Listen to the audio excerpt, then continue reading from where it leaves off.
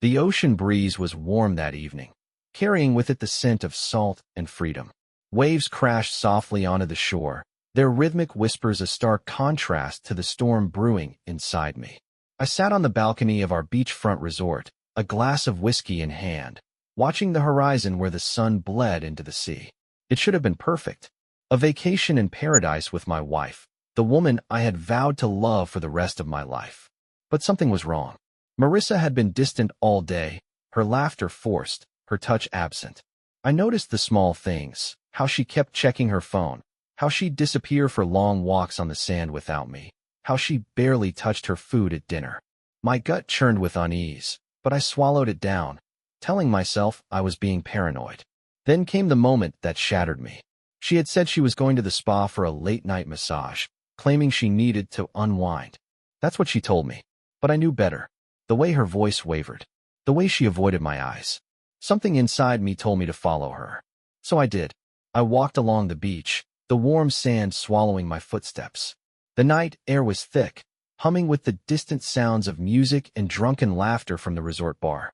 I kept my distance, my heart hammering in my chest, as I watched Marissa weave through the crowd of vacationers.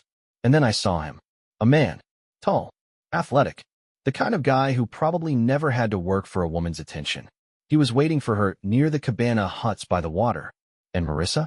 She didn't hesitate. She ran to him, threw her arms around his neck, and kissed him. Not a hesitant kiss. Not a mistake. A kiss full of hunger. Full of passion. Full of everything she never gave me anymore. The glass in my hand nearly shattered from the force of my grip. My entire body locked up, as if moving even an inch would shatter the fragile shell of control I had left. I wasn't the kind of man who cried. I wasn't the kind of man who begged. I wasn't the kind of man who forgave. I was the kind of man who calculated. And in that moment, as I watched my wife betray me under the moonlit sky, I made a decision. Marissa had no idea that she had just rewritten the ending of our story, and she would never see what was coming next. I didn't move. I didn't breathe. I just stood there, half hidden by the shadows of the palm trees, watching my wife press herself against another man. The ocean, once a soothing melody in the background, now felt like white noise. My heartbeat, slow and deliberate, was the only thing I could hear. I was calm, eerily so. It was the kind of calm that came right before a hurricane. Marissa pulled away from the man and whispered something to him. He grinned, cocky and sure of himself. He took her hand and led her toward one of the private beach huts, the kind the resort rented out for romantic experiences. I clenched my jaw, my hands curling into fists. This wasn't a mistake. This wasn't a lapse in judgment. She planned this. She had spent the whole day with me, smiling, eating, pretending. And the entire time, she knew she was going to meet him. She knew she was going to betray me. And she had the audacity to kiss me goodbye before she left. I turned around and walked back to the resort, my movements slow and measured. There was no point in confronting them right now. That would be messy, emotional. No, I needed to be smarter than that. I needed to be colder than that. Back in our suite, I sat on the edge of the bed, staring at my reflection in the floor-length mirror. I looked the same as I did this morning. Same neatly styled hair, same expensive watch on my wrist, same composed expression. But inside, something had cracked. A part of me, the part that loved Marissa, the part that trusted her, was dead now. And a new part of me, one that I had never met before, was rising from the ashes. I reached for my phone and started making arrangements. Marissa thought she was playing a game. She had no idea I had just rewritten the rules. And in this version of the game, I wasn't the one who was going to lose. I didn't sleep that night. Instead, I lay on the bed, staring at the ceiling, my mind a whirlwind of calculation. Betrayal has a way of making time stretch. Each minute felt like an eternity, each breath another reminder that my world was no longer the same. I could hear the ocean waves outside, their steady rhythm mocking me. How many times had Marissa and I sat on the balcony, listening to those very waves, talking about our future? How many lies had she told me under that same moonlit sky? By the time she returned, the sky was already beginning to lighten, streaks of pale blue pushing away the darkness.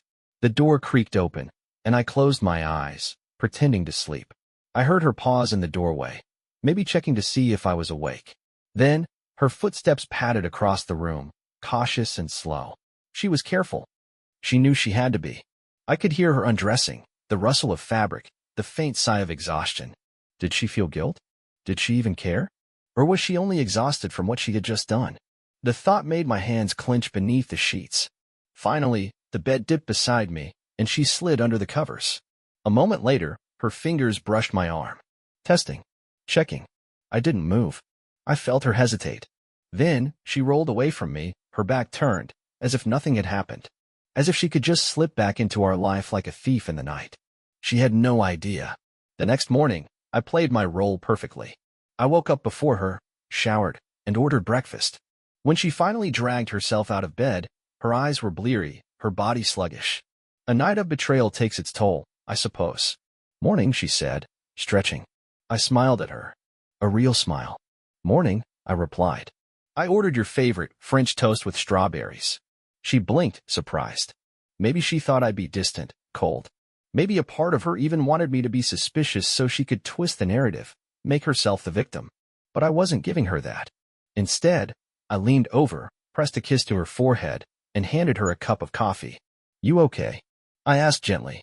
You seemed tired last night. I watched closely as her fingers tightened around the mug. Yeah, she said, forcing a smile. The massage ran late. I was exhausted. I nodded, as if I believed her. As if I didn't already know she was lying to my face. As we ate, I made small talk, keeping the conversation light. She relaxed, sinking into the false security I was providing. The more she let her guard down, the more convinced she became that I suspected nothing. And that's exactly what I needed. By midday, I had everything set. Marissa thought she had one. She thought she had gotten away with it. But while she was busy sneaking around, I had been making moves of my own.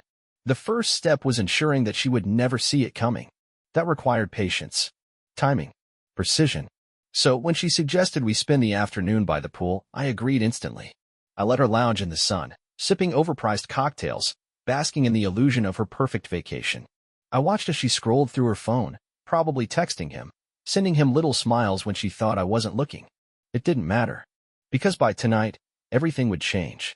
That evening, I suggested we go for a walk along the beach. It was something we always did on vacations, a tradition of sorts. She hesitated for only a second before agreeing. Maybe she was worried I had noticed something. Maybe she thought I was going to confess that I knew. But I didn't. Instead, I took her hand, laced our fingers together, and led her toward the water. She smiled up at me, probably thinking she had me wrapped around her finger. That was her first mistake. We walked for nearly an hour, the beach mostly empty now, the sky painted in hues of deep orange and purple. The sound of the ocean was deafening in the silence between us. I chose my words carefully. I've been thinking, I said, glancing at her. About us. She tensed ever so slightly. Not enough for the average person to notice. But I wasn't the average person. Oh, she said lightly, feigning ignorance. I nodded, squeezing her hand. Yeah, I feel like we've drifted a little, you know? And I want to fix that. Her relief was instant.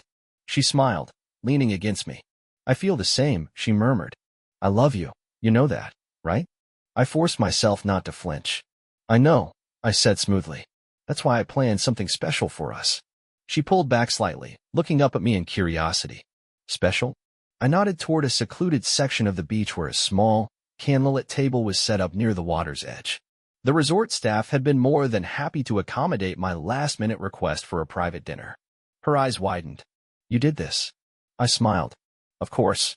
I wanted tonight to be unforgettable. Marissa looked genuinely touched. Maybe, for a moment, she even felt guilty. But guilt doesn't erase betrayal. She let me pull out her chair, let me pour her a glass of wine. As we ate, she softened even more, letting herself believe that I was the same devoted husband I had always been. That was her second mistake. Because while she was busy sipping wine and laughing at my jokes, she didn't notice me checking my watch. Didn't notice the way I kept glancing at the shoreline. Didn't realize that, at this very moment, her lover was receiving a text from her phone. A simple message. Meet me by the cliffs. Now. I need to see you. Sent by me. As dinner wrapped up, I stood and reached for her hand. There's one more thing, I said softly. Come with me. She blinked, caught off guard. Where? I gestured toward the rocky cliffs at the far end of the beach. Just trust me. And she did. That was her final mistake. Because as we walked, as the waves crashed violently against the rocks below, I could already see him standing there, waiting for her. And Marissa had no idea that the next few minutes would change everything. For both of them. For good. The closer we got to the cliffs, the harder the ocean pounded against the rocks below, its violent song mixing with the distant hum of the resort. The air grew heavier, thick with salt, and something unspoken, something electric. Marissa walked beside me, her hand still in mine, oblivious to the trap tightening around her. I could feel the warmth of her skin, the same skin that had pressed against another man's just hours ago. The thought alone made my grip tighten, just slightly, just enough to make her glance up at me with curious eyes. "You're quiet," she murmured, squeezing my fingers. "What's on your mind?" I turned to her, let my lips curl into a soft, reassuring smile. "Just thinking about how much I love you," I said, and it was the most honest lie I had ever told. She smiled, relief washing over her face, and she leaned against me as we walked, completely unaware that each step was leading her to a moment she could never take back. The cliffs were empty, save for the lone figure standing near the edge, his back to us, his posture relaxed, as if he had all the time in the world. He hadn't noticed us yet, too focused on his phone, probably rereading the message I had sent from Marissa's device, believing she had called him here under the veil of night for something stolen and sweet. I felt her steps slow beside me, her breath hitching in a way that sent a shiver of satisfaction down my spine. She recognized him. She knew what this meant. "What?" she started, confusion laced with something else, something raw and frightened. "What's he doing here?" I turned to her, let the silence stretch, let her feel the weight of my gaze before I spoke. "That's what I was wondering," I said, my voice smooth, even. Her hand slipped from mine. A step back. The first instinct of a cornered animal. She started, but I was already moving, already calling out to him, my voice carrying over the crash of the waves. "Hey, you got here fast."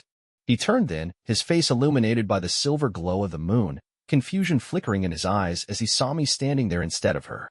I watched as realization dawned, the slow unraveling of certainty, the way his shoulders tensed, the way his jaw clenched just slightly. "What is this?" he asked, glancing at Marissa, whose face had gone pale, her hands now clutched together in front of her like a child caught in a lie. I smiled at him, took another step forward, making sure to place myself between him and the only way down. "I should be asking you that," I said, tilting my head. "I mean, what exactly were you expecting when you got here?" His eyes darted to Marissa again, as if she could somehow explain this away, as if she could smooth over the jagged edges of what was about to happen. "I think," he started, but I cut him off. "Did you think she called you here for some kind of grand goodbye?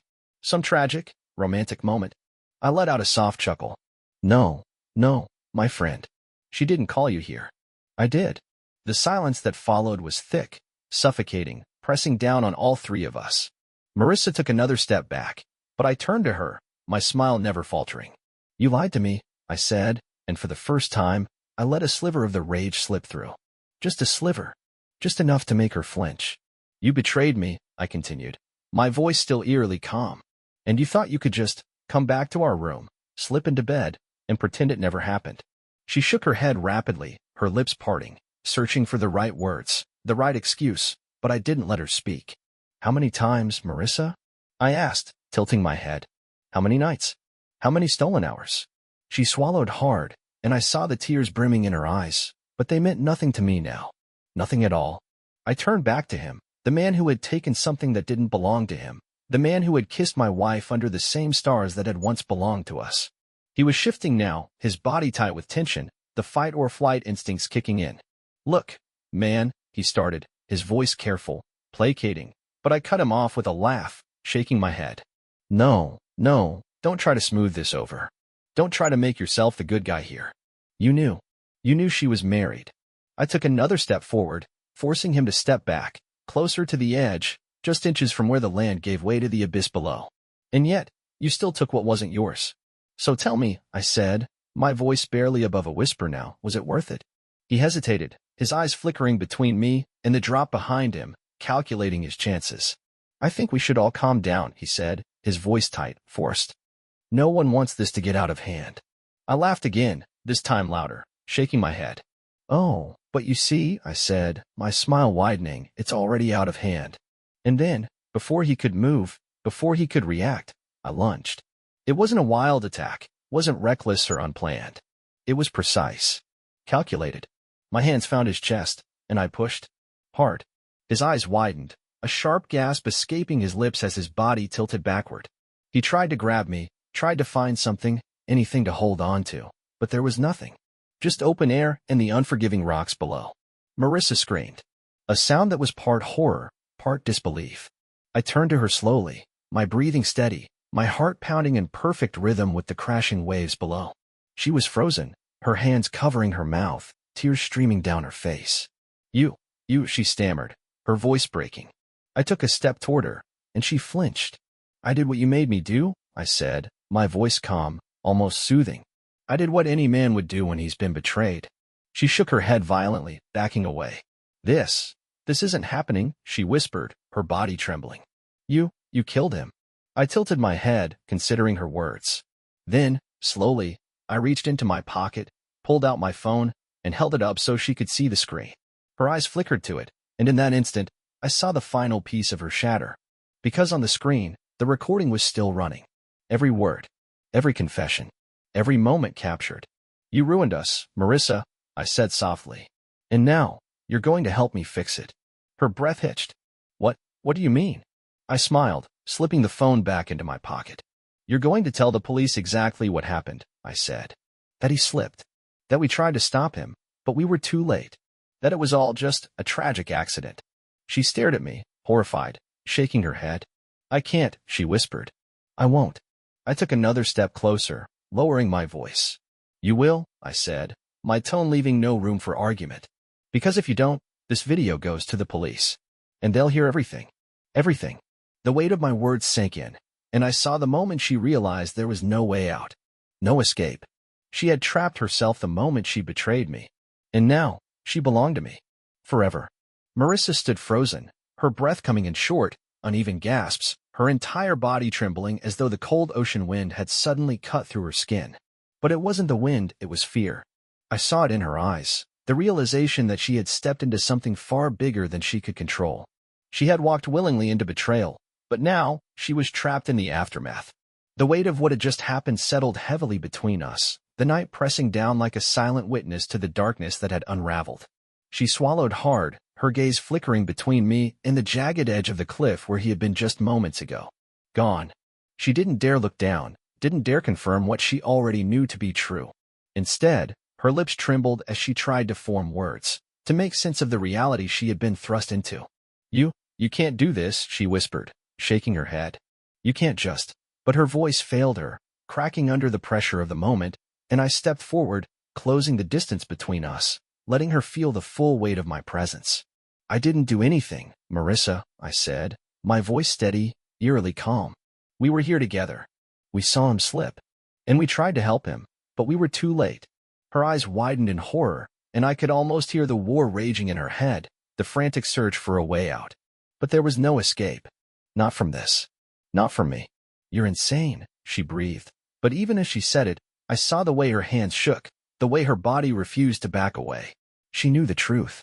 She knew that if she didn't do exactly what I said, her life, the life she had so carelessly risked for a moment of passion, would be ripped away from her. Am I asked, tilting my head slightly. Or am I just a man who refuses to be made a fool of? I reached into my pocket again, pulling out my phone, and watched as her breath hitched. She knew what was on that screen. She knew the power I now held over her. You tell the police anything other than what I just told you, I continued, my voice soft, controlled, and this video goes straight to them. Every single word. Every single confession. Not just yours, but mine. I let that sink in, let her see the full picture of the noose tightening around her. And tell me, Marissa, who do you think they'll believe? The grieving husband whose wife was having an affair? Or the unfaithful wife whose lover just conveniently fell to his death? She shook her head violently, her entire body shuddering under the weight of my words. No, she whispered, almost to herself. No, this isn't happening. But it was. And she knew it. I could see her mind racing, trying to find a way out, a loophole, some last desperate escape route. But I had already taken those from her. Every path she thought she had was now a dead end. She could try to run, try to go to the police on her own, try to tell them some version of the truth, but the moment she did, the video would surface. She could try to frame me, twist the story in her favor, but I was already 3 steps ahead. The moment I saw her with him, the moment I followed them to that secluded hut on the beach, I had rewritten the script of our lives. She had been so sure, so confident that she could lie to me, deceive me, and come back to our bed like nothing had happened. But now, she was beginning to understand just how much she had underestimated me. I watched as she slowly exhaled, the weight of the situation crashing down around her like the waves below. Her shoulders slumped, her breath shaky, and when she finally spoke again, it was barely above a whisper. What do you want from me? I smiled, a slow, deliberate thing. I want you to go back to the resort, I said simply. I want you to take a deep breath, fix your makeup, and walk inside like nothing happened. We were on a late-night walk, enjoying the view. We saw someone standing too close to the edge. We didn't even realize who it was at first. And before we could react, he slipped. I watched her eyes as she absorbed the story, the carefully crafted lie that would soon become her truth. You were screaming. You were in shock. I had to hold you back from going too close to the edge. You cried the entire way back to the hotel. I took a step closer, my voice lowering. And that's the story you will tell the police. Word for word. She stared at me, and I could see the war inside her, the battle between her conscience and the reality she now faced. She wanted to resist, wanted to fight, but there was no fight left in her. Not really. Because deep down, she knew the truth. This was her only option. She could try to be brave, try to take the moral high ground, but it wouldn't save her. It wouldn't change what had already been done. Slowly, reluctantly, she nodded. It was small, almost imperceptible, but it was enough. Enough for me to know that she understood. Enough for me to know that I had won. I reached out then, gently tilting her chin up so her eyes met mine. Good girl, I murmured, and she shivered under my touch. Now, let's go home. She walked beside me in silence, her movements mechanical, her breathing uneven. The beach was quieter now, the world seemingly unaware of the storm that had just passed through. By the time we reached the resort, she had forced herself into some semblance of control, but I could still see it in her eyes, the fear, the guilt, the weight of the choice she had just made. The lobby was warm, filled with the low murmur of late-night guests, the clinking of glasses from the bar, the laughter of people who had no idea that just down the shore, a man had met his end. Marissa hesitated at the entrance, her fingers twitching slightly, her throat bobbing as she swallowed hard. I leaned in, my lips brushing against her ear, my voice a soft whisper. Smile, I said. You wouldn't want anyone to think something's wrong. She forced it, a small, strained curve of her lips that barely reached her eyes. But it was enough. Enough to fool the doorman who greeted us. Enough to convince the bartender who nodded in our direction. Enough to make the world believe that we were just another couple, returning from a romantic walk under the stars. When we reached our suite, she walked straight to the bathroom, the door shutting behind her with a quiet click. A moment later, I heard the sound of water running. She was washing the night off her skin, scrubbing at the remnants of what had been done, but it wouldn't change anything. No amount of soap or scalding water could erase what had already been sealed into reality. I sat on the edge of the bed, pulling out my phone once more, my thumb hovering over the saved video. It was still there, untouched, waiting. My insurance. My leverage. My proof.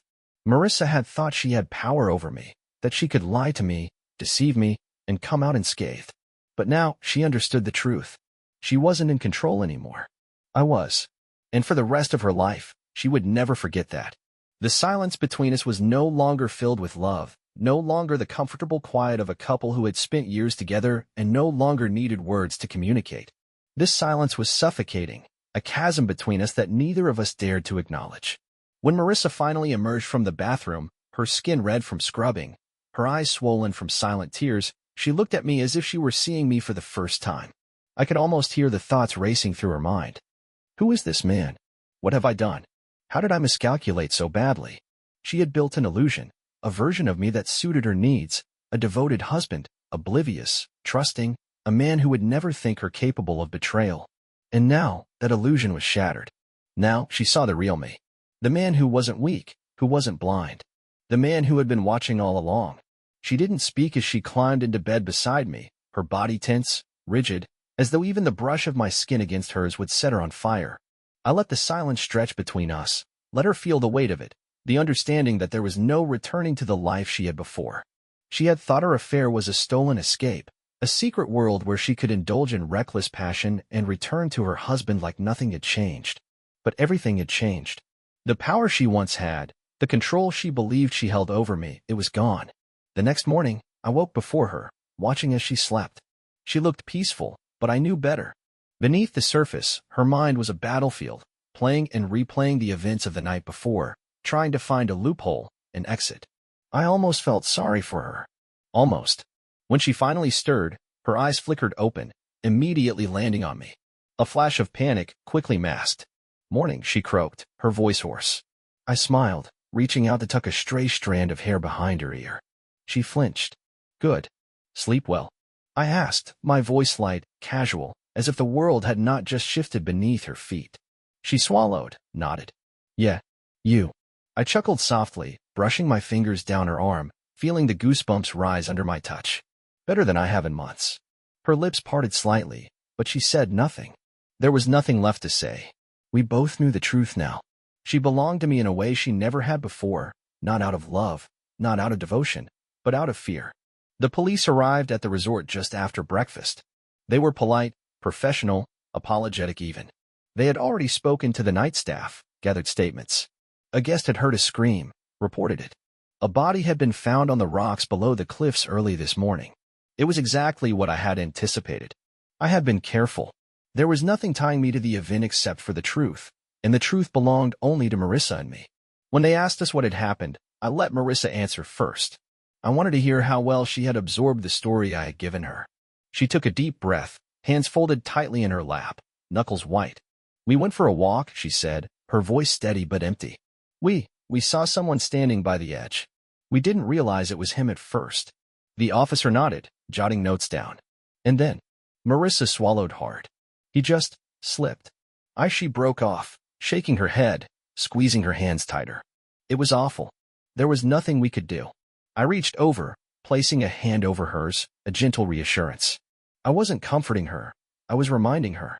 "You are mine now. You play this game my way." The officer turned to me.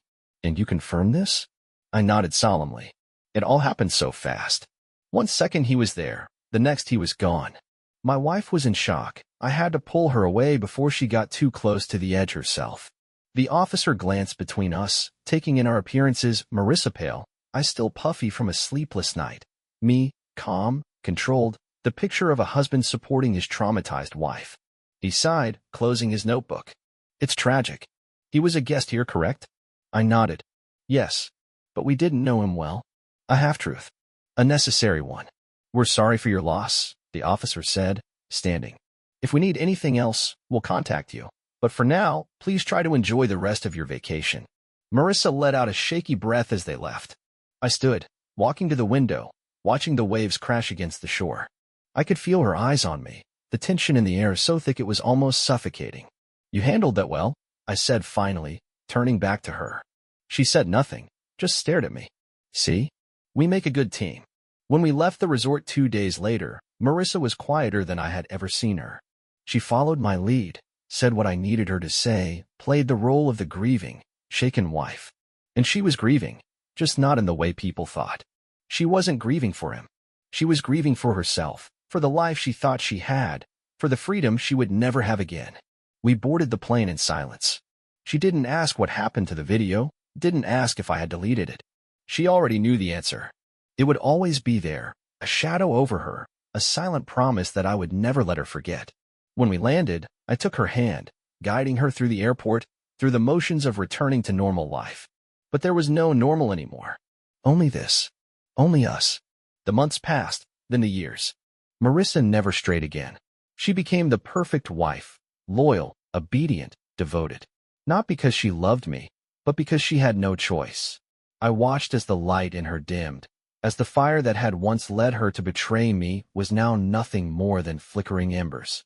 She smiled when she needed to, played the part one had crafted for her.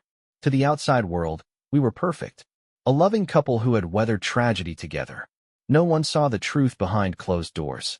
No one heard the silence that stretched between us at night. It took 10 years for her to gather the courage to leave. 10 years of careful planning, of waiting for the right moment. But she had forgotten something. She had forgotten that I was always 3 steps ahead. The day she disappeared, she thought she had won, thought she had escaped. But when she checked into the small hotel under a fake name, when she exhaled in relief, she didn't notice the man watching her from the corner of the lobby, didn't realize she was never out of my reach. When she opened the door to her room that night, The last thing she saw was me standing there, waiting, smiling. "You didn't think I'd let you go, did you?" I whispered. She never screamed. She knew there was no point. She had belonged to me from the moment she betrayed me. And she always would. The end.